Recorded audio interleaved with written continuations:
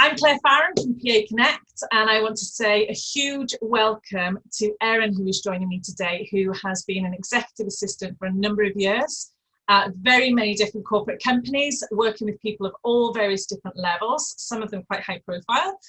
I wanted to ask Erin if she would join me today just for a chat. You know what I'm like, I like one of those, to talk about her experience in being a PA, why she chose to be a PA and those challenges she's faced. And obviously I'm going to ask her why she joined PA Connect. So Erin, thank you so much for your time today. I massively appreciate it. It'd be great to know a little bit more about you and just give me a little bit of an overview. Why did you choose to become a PA? Hi, Claire. Thank you so much for inviting me to interview today. I'm happy to have a chat as well. Well, that's a big question. Why did I choose to become an EA? It was weird. I mean, my initial degree is in PR, communications, marketing, that type of thing. And I think it was a natural evolution into the PA world for me. Okay. I started out working in New York. Didn't really get into the marketing niche immediately. So I started taking a lot of assistant positions with different companies and stuff, as we do, and when we're starting out. And I think I ultimately ended up working for a litigation firm that was a small family-owned place. And because it was small, I got to do a lot of stuff, and I got to do a lot of varied stuff. And that's when it sort of, occurred to me that this could be an actual job that you can do. So one thing led to the next, and I ended up scoring a job working for a man called Victor Kaufman, who was vice chairman at the time of a company called IAC in New York, which is a big media company. And that was my first entree into being an EA. Some of the things that I really like about it, like I said, it's varied. I am not somebody that's going to be happy coming into a place and having to do the same thing every day. I like things that are mixed up. I like a fast-paced environment. I also enjoy being at the top. And when I say at the top, I'm not talking from a power perspective. Yeah. I'm talking about, I like seeing a company run from every aspect. Yeah. And when you're working for a senior level person, you get to be a part of that.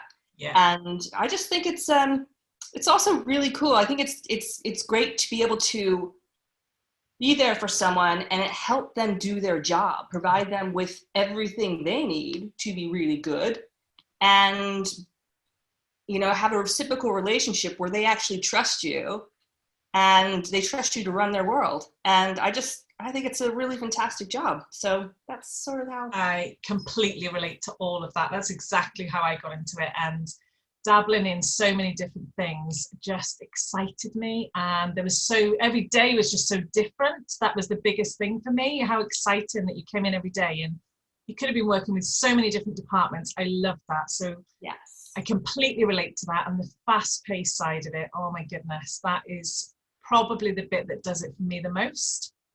I think definitely. I have to be kept on my toes, and it's if it's a slow day, I kind of drift. Yeah. So I'm just like, I need that. I need that challenge. Yeah, I'm with you on that. Talking about challenges though, what do you think the main challenges of the PA role are? Have you got any experiences of what those challenges have been for you and how you've overcome them?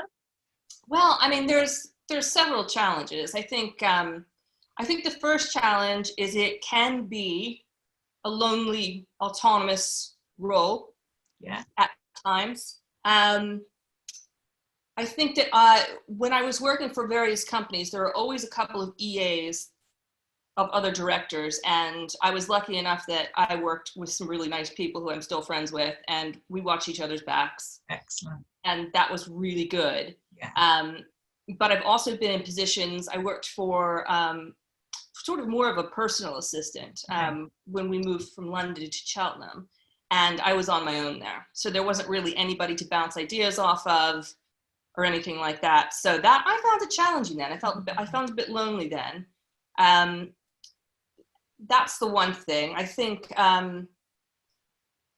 like I said, sometimes there's a lack of support. So if you start thinking about a general counsel, for instance, his peers or other general counsels and other lawyers and stuff like that, and he's got someone or she's got someone to bounce ideas off and stuff like that. Your peer group when you're an EA is either non-existent or very small. Yeah. And that is just simply, sometimes you just need, for me, I am a collaborative person. So sometimes I just need people to bounce ideas off of and, and that kind of a thing.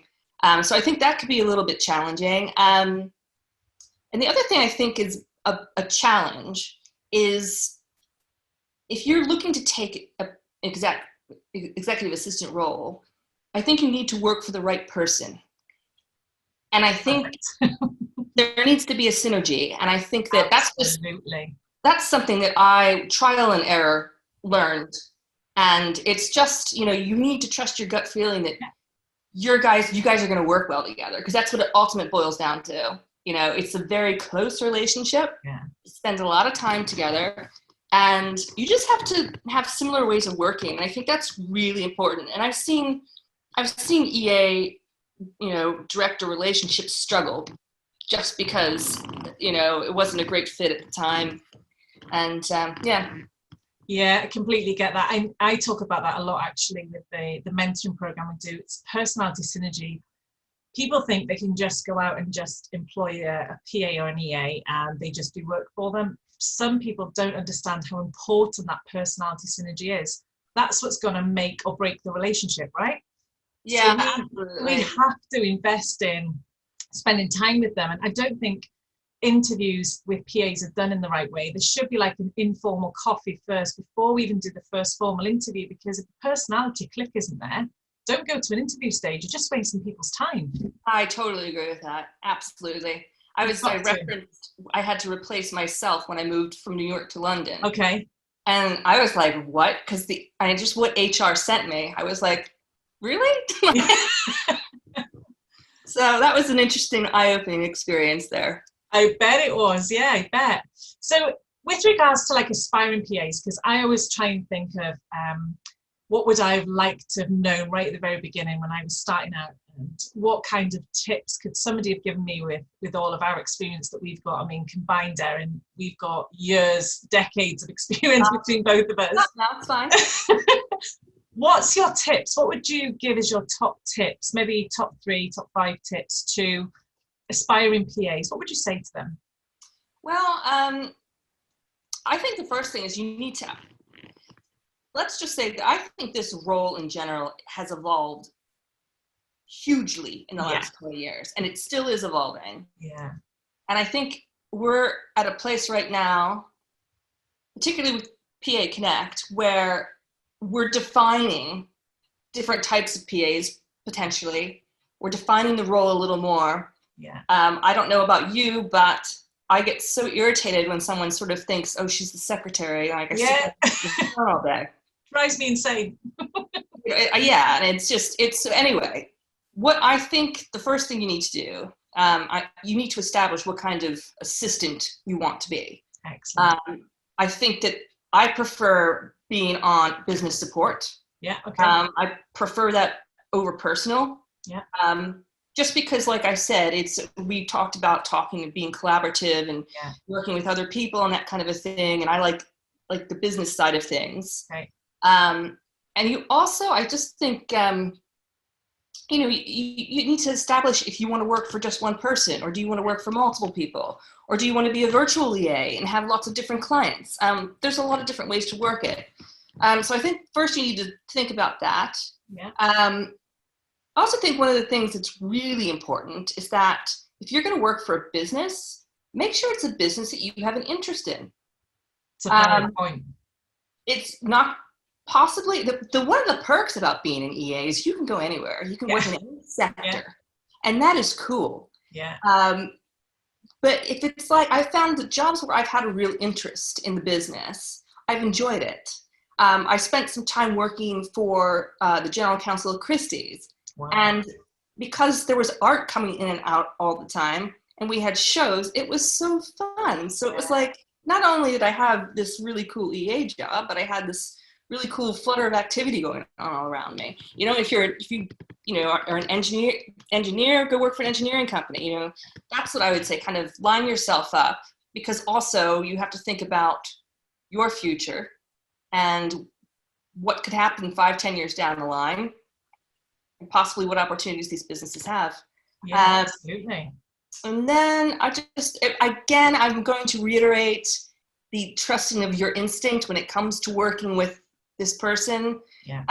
I've worked for difficult personalities in my past, and at first I thought it was a big challenge and I enjoyed it. And that's great. But now as I'm a little bit older, I'm sort of like, well, I've done that. I actually want to work with someone that just wants to get business done, and someone that's like-minded to me. So that's changed a little bit, but I do think that is like super important. Hammer it home. Definitely make sure that you can work with this person. That's so interesting, because the more you're talking about liking to be in a collaborative environment, and I'm thinking back on the years, the best directors I've worked with and the strongest relationships have been those who have wanted to collaborate with me just as much as me wanting to collaborate with them. Totally. And I haven't reflected on that actually until you just said that, and I think that's key, isn't it? It's about thinking about, from a director's perspective, yes, they need you to do a job, but if both of you are on the same page for collaborating, what an amazing relationship to have. Yeah, and you're going to benefit from it, and they're going to benefit from it. You guys are both shine. So yeah, high engagement, high impact, high performing team, right? Yeah. So why PA Connect? What is it for you, Erin? When I spoke to you originally, what is it for you that really energized you about PA Connect? Well, first of all, the first thing that energized me about it is the fact that this is a profession that so many people, like I said, have peers, have unions, have institutions where they can collaborate with other lawyers or other teachers or whatever. We don't really have that right now. No. And we need it. And this role, like I said, it's evolved. Did it evolve from the secretarial support? Yes, it did. But this is back in the 1960s, 70s, that type of thing, Mad Men style, the typing pool. And it's just become so different now. And I think that, any successful executive will tell you how essential it is to have a good EA in their life. And I just think that there needed to be a space where we could come and we can talk about this and we can help establish what we are a little bit more and have more of a presence and support one another. I also think it's basically, you've got a safe space where people can all sort of bounce ideas off of, and, certainly not, anything that's not confidential or anything like that. But I'm just, it's something that we can sort of lean on each other a little bit. The other thing that I think it's really good for is continuing education, because we don't have anything like that now. No, you're right. There isn't. And it's so funny what an EA has to do. And I keep saying EA, PA, VA, whatever, but we have to do so many things. Like we have to learn lots of different things very quickly. And this world is changing so fast. Yeah. The other thing that I think is cool, I think what you've hit with the timing is obviously this COVID situation. And even though there are EAs out there who are part of an EA team, maybe 6, 7 strong, suddenly we're all working from home. So I think even given this current situation with the pandemic, I just think it's a really good place for people to learn and connect. Excellent. And I think that's spot on.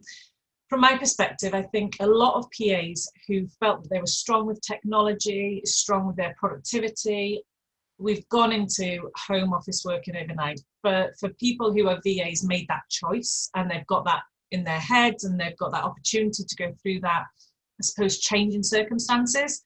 For everybody else back in March, it was overnight. It was a switch. Here we go. Okay. And people think that they know technology until they're sitting in their home house and then they have to learn it themselves.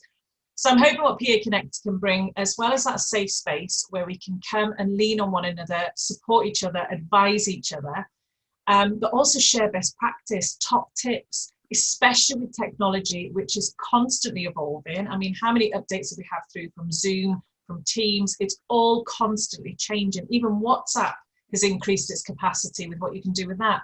So I think it's so important to have a space where we can all go together and go, Hey, did you hear that's happened? Look at that update that's came through. Don't know if you managed to see it this week, because I know it's been a mad week, but look, I just wanted to update you on all these things that I found out when I was doing research. Amazing. Yeah. What an amazing support network to have together. Definitely. I think that's it. And it's, we all have our areas that we're, really good in, and our areas that we're not so great at. I'm going to go and raise my hand and say technology for me, not great. Yeah. I call my brother, who's like an IT guru back in America, lots of times when things go wrong in my house.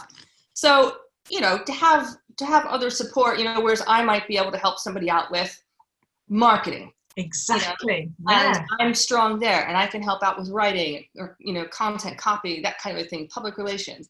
It's all sort of, utilizing all of our different skills to sort of build, just learn each other and just build each other up a little bit more. Absolutely. That's exactly what I want. I want people to walk in, whether it's in the office, into their home office or their space that they've dedicated at home, and feel confident, feel like they are on their A game every single day, because they have a backup of a community that's got their back day in and day out. And I think that's exactly what PA Connect is going to bring to it. Having seen all the PAs that have signed up so far, the extent of knowledge and experience is phenomenal. I am so excited about all of this. That is really cool. I love it. I think it's a great idea. I love your energy. You're Thanks, so Erin. positive. And I just think it's absolutely fantastic. I think you've got a really good thing going. I'm really looking forward to seeing what's going to happen with it. Amazing. Erin, thank you so much for your time today. Thank you so much for taking the time out to let me interview you. And for anybody who is interested in PA Connect, you can sign up going to paconnect.barons.co.uk, and I will see you on our next interview. Thanks, Erin. Thank you, Claire. Take care.